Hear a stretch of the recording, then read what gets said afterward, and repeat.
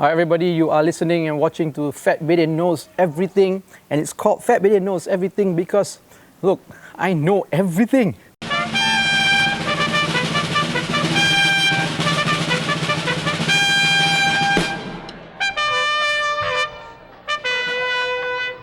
Now this week, what I want to talk about is, look, we can't run away from the fact that everything in the media is all about COVID-19 and the coronavirus.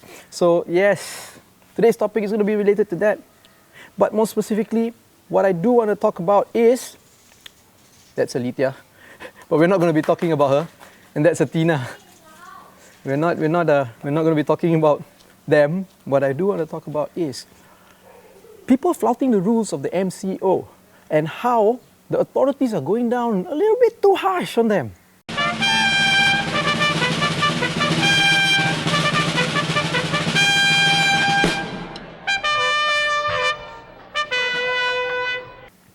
Okay, so here's the deal, right?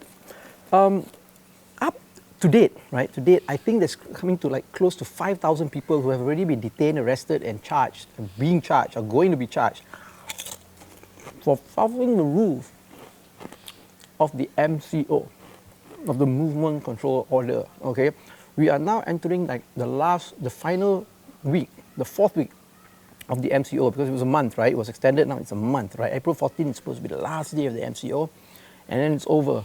But the authorities have said that on the 10th, they're going to reevaluate, see if we should extend or we should not extend, right? We'll wait and see. Now, the thing about this is that the authorities have been,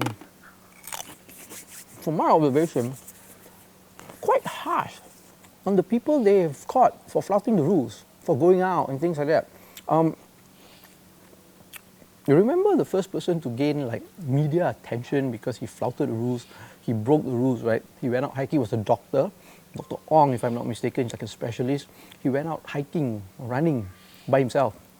He was caught by the authorities and he argued with the authorities. This was like early on, the first weeks, right? First week of the MCO, he was arguing with them. He said, I can go out. I am practicing social distancing, right? I'm not meeting anybody. He was by himself. This is not an emergency where people are not allowed to go out, right? Because at that time, people weren't very clear of the details, right? So they didn't arrest him. They let him go. A couple of days later, they decided to arrest him, and then his bail was 13,000 ringgit, right? He faces jail time. Now, I'll be honest, the first week of the MCO, I didn't know anything. I went running, because I go running every day. It's very therapeutic for me, so I went running. I decided to choose a time when, usually I go running really early in the morning when nobody is out and about. And I go running, and I went running. I chose a time when I knew nobody was going to be around. I didn't go to any public parks. I just ran like around the neighborhood. I went like back lanes, back roads where nobody is walking around. I went to like the swampland behind my house. Yeah, and I came back. Then I find out after that week, people were saying, oh, you cannot go jogging and all that. And then the authorities would say, okay, please don't go jogging, right? You're not allowed to. Now, that was the only time I went out jogging during the MCO. After that, I didn't go anymore. Now I exercise at home. But the thing is, a lot of people have already been caught. There was this Form 6 student who was caught. He went out, he was hungry late at night. He went out to get a packet of Maggie. He got caught. He got arrested. Going to be charged, faces jail time, right? So many people have been caught, like either going out after hours trying to buy food, or visiting relatives and all that. So here's the thing: the rules initially were not clear, and then later on, when it became clear, you have to differentiate, right? You have to differentiate between people who are ordinary citizens who are in a situation that they're not familiar with, and hardened criminals. That's a big difference, right? Malaysians today, nobody has ever faced a situation like this where they have to be like locked down, no work, no school, nothing, everybody stay indoors. Nobody, we have never faced a situation like this. Everybody's scared, everybody's nervous, everybody's anxious, right? So everybody's trying to deal and cope. They don't know what's happening, right? And instead of scaring people into submission to not going out, you should create awareness, and you want to keep people calm, right? Here's one thing that I find a little bit commendable when it comes to the Prime Minister's statements that he's been doing. I wish he made more public statements every day on a daily basis. He doesn't, but the statements that he has done, he has been very calm. He sounds very very reassuring. He's not scaring anybody. He's just appealing to people's common sense and people's feelings and emotions to stay put. Because the movement control order is supposed to flatten the curve. It's a pity because the curve is a very nice shopping center, lots of cafes and restaurants that I like to go to.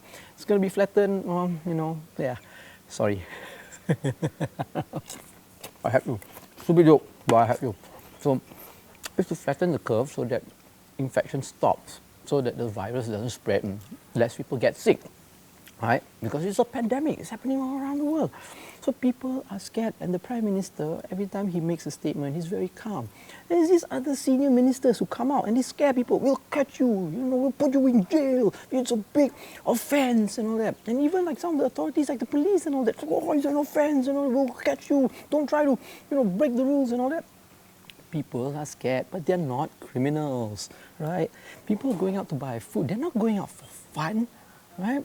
Yeah, people are, and try to explain to them. I think that the soft approach needs to be done instead of straight away arresting them and then fining them or bringing them to court and scaring them with jail time and all that. No, just create awareness.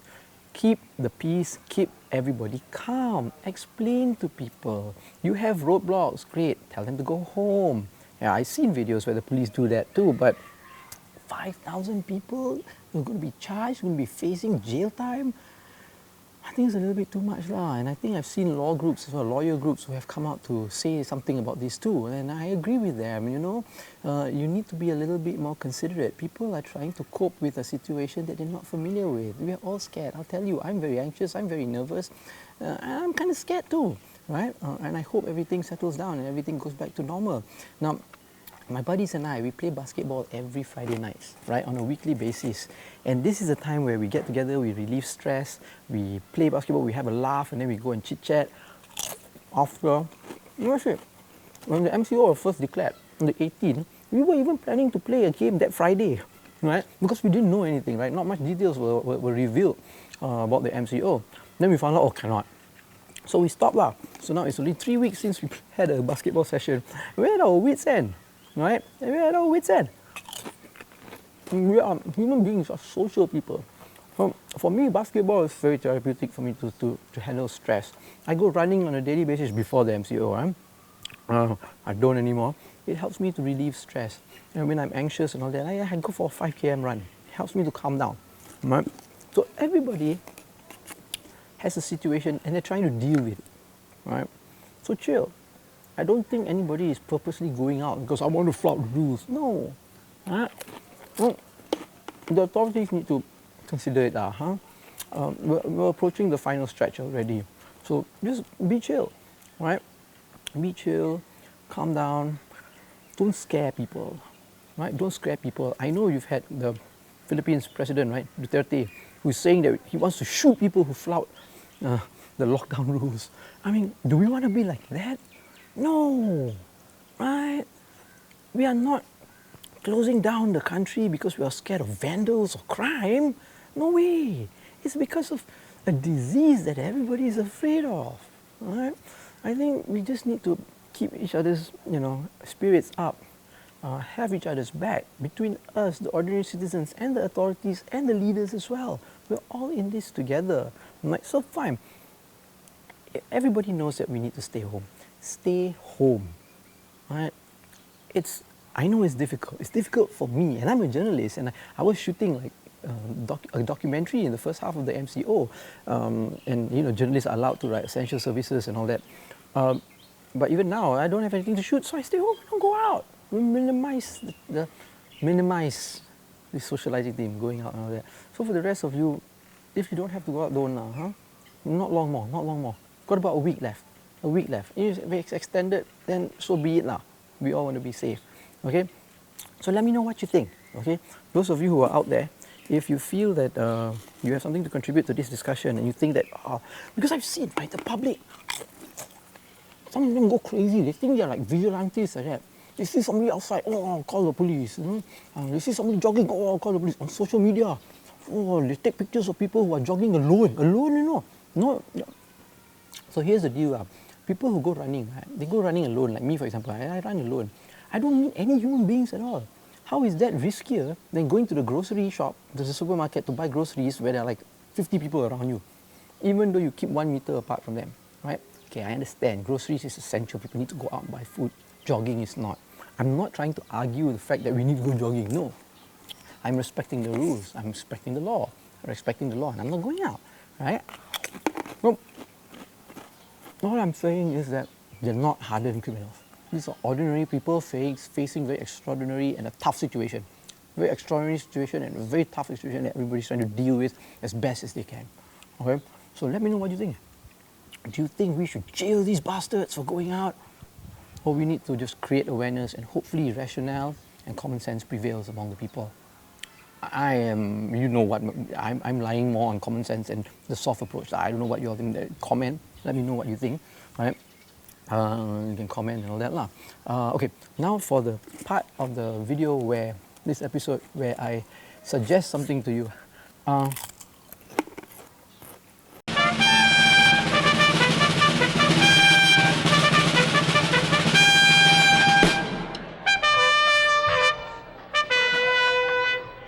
Being home, right, we find a lot of things to do without having to go out, right?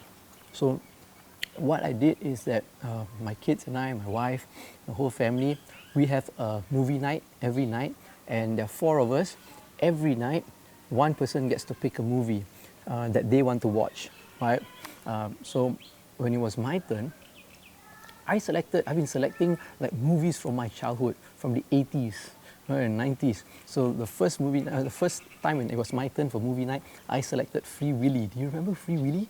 The movie about a little boy who frees his Willy, frees the whale named Willy, right?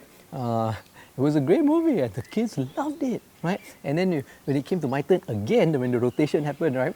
It came to my turn again, I made them all watch Gremlins, part 1, Steven Spielberg. Oh my God! And I haven't seen these movies in years, right? Especially Gremlins. It's one of my favorite movies when I was growing up. It was great, nostalgic, and the kids loved it. It's not a scary movie. It's kind of scary. My kids, right? Eldest is 9 years old, second is like 5 years old, and then of course the newborn was only 6 months old, right? And they weren't scared, right? They enjoyed it. They loved the little Mogwai, Gizmo, right? Gizmo was the hero, right? Driving the little remote control car at the end in the shopping mall, trying to beat Stripe, the evil gremlin, right? And they loved it. Right? When it was time for bed, they made a joke about it and they went to brush their teeth and everything, and they started looking under the bed, in the cupboards, looking for gremlins. And they have this little, the 2 girls in their room, they have this little small nightlight humidifier. In the middle of the night, it turned off, and the little one, 5-year-old, Alithia, she woke up this morning in the morning and she said, oh, you know, the humidifier went off. I think it was a gremlin. So yeah, I'm going to suggest you guys like watch old movies. Yeah. In the downtime when you got nothing to do at home. Yeah, okay, so if you like this video, thumbs up. If you don't like it, thumbs down. Subscribe to the YouTube channel. Comment please, right? Let me know if you've got any topics you want me to discuss in Fat Bidin Knows Everything, because I know everything, right? I'll tell you everything. So yeah, you can follow us on all our social media platforms at Fat Bidin, or go to fatbidin.com to get everything. You've been watching and listening to Fat Bidin Knows Everything. I've got 3 kids, 1 wife, and me to support. So you've got to, like, you know, help fund my life. So you actually can go to the Fat Bidin e-store, right? I'm gonna link it below, right? And you can get actually like Fat Bidin merchandise, right? And most of it are, well, actually books. I used to sell DVDs and films and all that, but hey, everything's available on YouTube now. So now if you want to get Fat Bidin merchandise, it's mostly books. So I've got books here, See, like this book. This is called The Adventures of a KLite in Afghanistan. It's a graphic novel, see, graphic novel which I wrote and illustrated with my buddy Apan, right? It's a non-fiction one. It's about my time in Afghanistan shooting a documentary for a month when I was there. See, I'm a war journalist, right? So it's a really good book, right? I've got this non-fiction novel is called Operation Nasi Kerabu, Finding Patani in an Islamic Insurgency. This book I wrote because I spent some time in southern Thailand where there's a war there. You all know there's a war there, right? In Patani, right? I shot a documentary there which was banned for broadcast. But hey, they allowed me to publish a book, and if you get the book, there is a QR code at the back, right? There's a QR code at the back which allows you to watch it for free online. Oh, where's the QR code? Where's the QR code? Ah, there's the QR code, right? It's online, meaning you scan the QR code, you go to my YouTube channel. Okay, I've got another book. This is called Journo Dad, The Chronicles of a Journalist Who Happens to Be a Father. It's a compilation of my articles, my column when I was writing for the Malaysian Insider. It's all about like me being a journalist and raising a family at the same time. It's really funny. It's funny.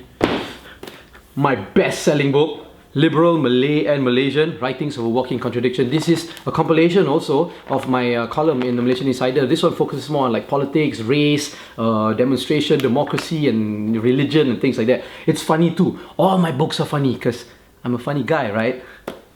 Yes, I am.